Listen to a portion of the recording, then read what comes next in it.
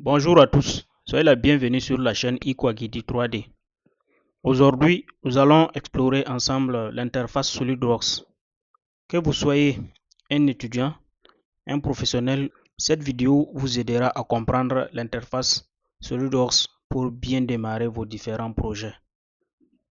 Premièrement, lorsque nous ouvrons le logiciel, nous arrivons sur l'écran d'accueil.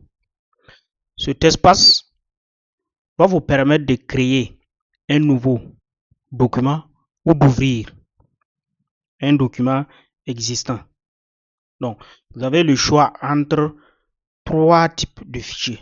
Pour commencer la conception d'une nouvelle pièce, vous avez l'option pièce que vous allez choisir. Ou si vous voulez déjà assembler plusieurs composants, vous allez prendre assemblage. Et lorsque vous voulez générer une mise en plan, c'est l'option mise en plan que vous devriez choisir. Donc, notre écran d'accueil propose également la possibilité d'accéder facilement à nos documents récents, c'est-à-dire les fichiers récents, afin de les modifier, de les reprendre en cours de réalisation. Voilà, donc tous les documents récents que vous avez ouverts précédemment vont s'afficher sur cette partie-là. À ce niveau, je vais créer une nouvelle pièce. Donc, je vais cliquer sur pièce.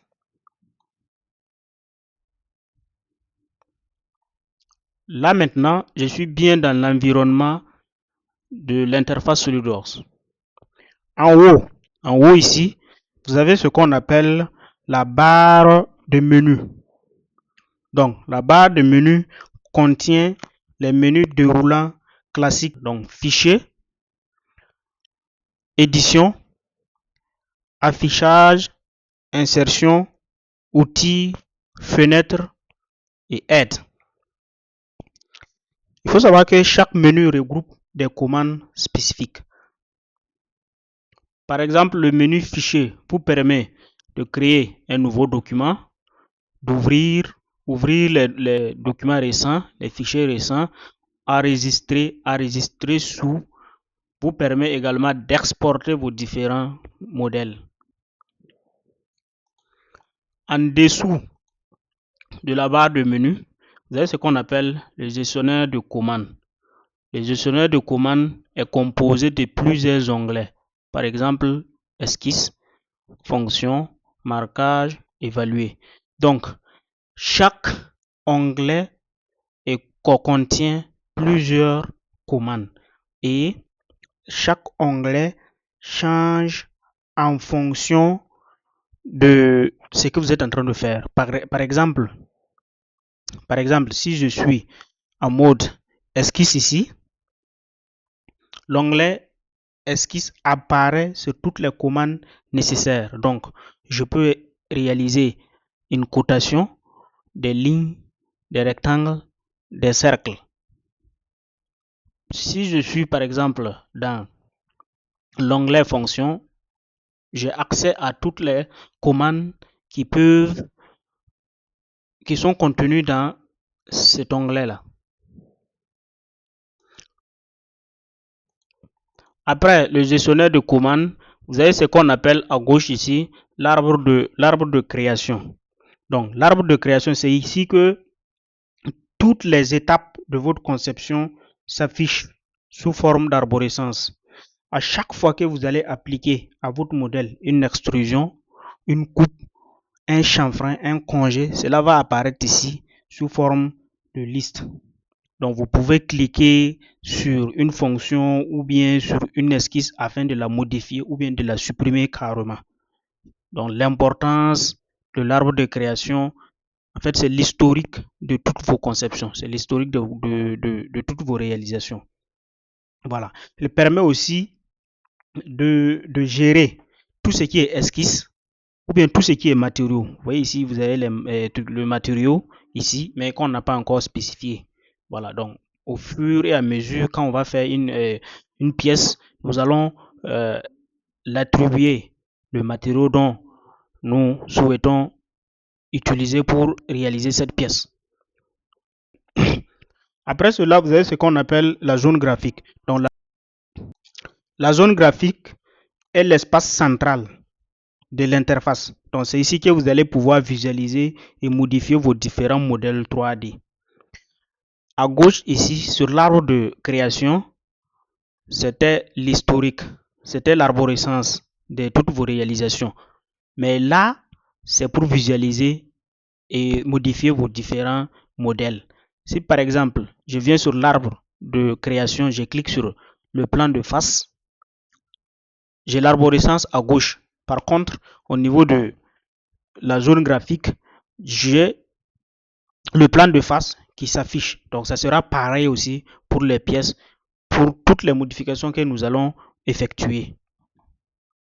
Ensuite, nous avons ce qu'on appelle la barre d'outils rapide. Donc, la barre d'outils rapide, c'est cette barre-ci qui contient les commandes fréquemment utilisées. Voilà. La barre, elle est personnalisable. Donc, on peut personnaliser la barre d'outils rapide ou barre d'accès rapide selon les outils dont nous utilisons de façon fréquente. Par exemple, si je veux personnaliser la barre d'accès rapide, je vais cliquer, je fais personnaliser. Dans personnaliser, je viens dans barre de raccourci. Je clique là. Donc, j'ai les différentes commandes qui s'affichent ici. Je peux glisser, déposer la commande dont j'ai besoin. Si par exemple, j'ai besoin d'une ligne, je glisse et je viens la mettre là. Et je peux l'utiliser à chaque moment sans pour autant revenir dans le gestionnaire de commandes que nous avons vu précédemment. Si je ne veux pas cela aussi, je peux le supprimer. Donc, je peux supprimer la commande ligne, je glisse et la dépose là. Voilà. Donc, on peut personnaliser la barre d'accès rapide, tout comme tous les autres qu'on a vus. Le gestionnaire de commandes peut être personnalisé selon notre besoin. Après la barre d'accès rapide, vous avez ce qu'on appelle le volet de tâches. Le volet de tâches, c'est celui qui est à droite, qui contient plusieurs onglets également. Vous avez par exemple le forum SolidWorks. Vous avez ici les ressources SolidWorks. Vous avez ici la bibliothèque de conception.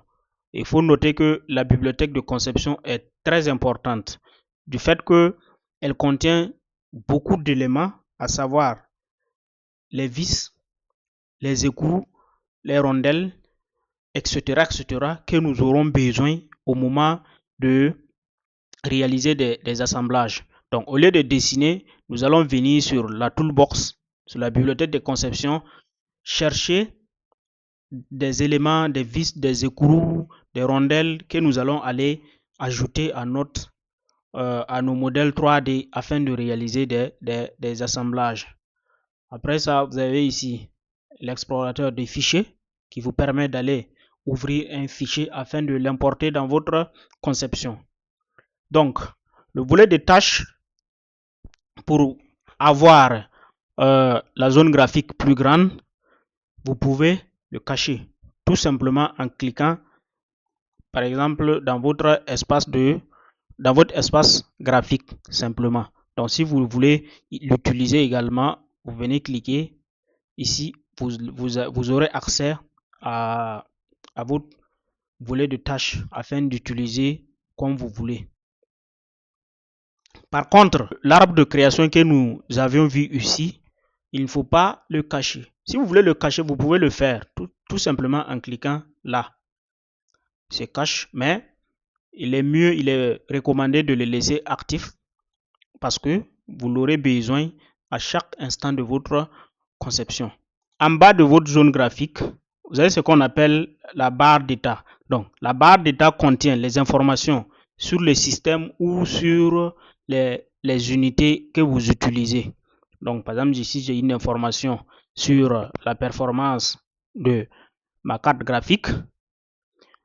À côté, j'ai une information sur les unités dont j'utilise. Je peux cliquer et voir paramétrer comme je veux. Si je veux en mètres, en kilogrammes, en secondes, j'ai la possibilité d'utiliser. Là, je suis en millimètres, en grammes secondes. Dans la zone graphique en bas à gauche, nous avons un repère X, Y, Z qui indique l'orientation dans l'espace. Donc ici, par exemple, nous sommes en trimétrique.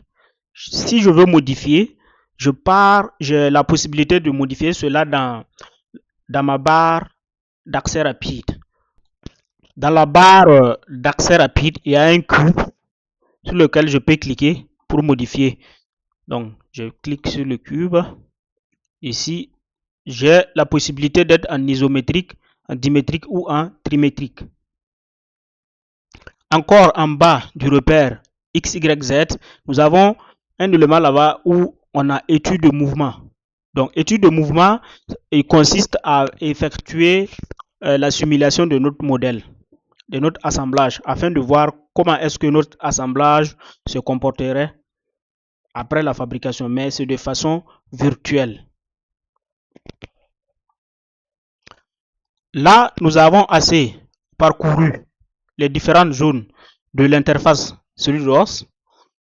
Nous pouvons faire quelques personnalisations afin de rendre agréable notre interface.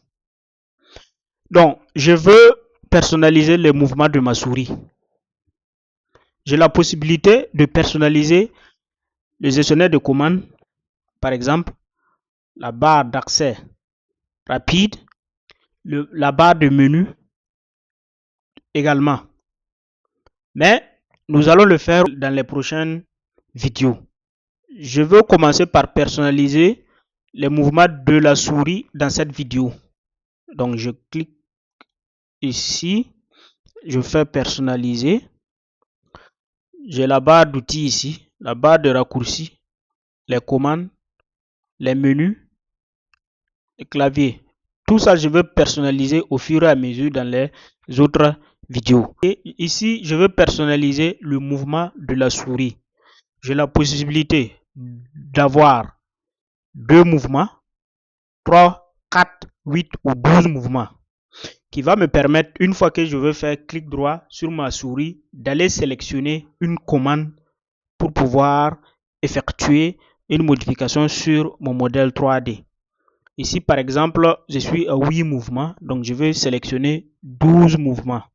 Je clique sur 12 mouvements. Je viens cliquer, je n'oublie pas de valider. Donc, je clique sur OK. Là maintenant, une fois dans ma zone graphique, si je fais clic droit sur la souris et je tire, j'ai un cercle qui contient les 12 commandes dont je venais de personnaliser. Là, je sélectionne la commande dont je veux. Nous sommes à la fin de cette vidéo. Si elle vous a plu, n'oubliez pas de liker, de commenter et de recommander surtout la chaîne à vos amis. Merci et à très bientôt sur Ikwagidi 3D.